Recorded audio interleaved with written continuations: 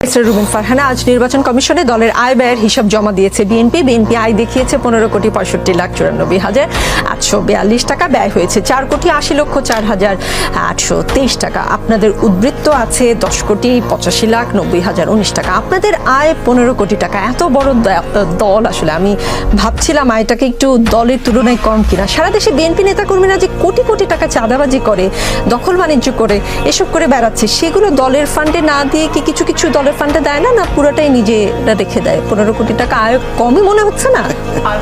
আপনার প্রশ্নকে সত্য বলেও ধরে নেই, মানে আপনার যে উদ্ধৃতিটা যে বিএনপির নেতাকর্মীরা হাজার হাজার কোটি টাকা চাঁদাবাজি করছে, লক্ষ লক্ষ টাকা চাঁদাবাজি করছে, এটা যদি আমি তর্কের খাতিরে সত্য, আমি হাজার হাজার কোটি বলিনি, কোটি কোটি। আচ্ছা, কোটি কোটি টাকা, ঠিক আছে ঠিক আছে, আসলটা সে বলছে, সত্যটা আপনি এত কম বলছেন। আচ্ছা, সেটা যদি সত্য আমি ধরে নেই, দলের কর্মীরা প্রত্যেকের নির্ধারিত চাঁদার পরিমাণ থাকে, কে কত টাকা তার পদ অনুযায়ী, স্ট্যান্ডিং কমিটির একরকম, কেন্দ্রীয় কমিটির এক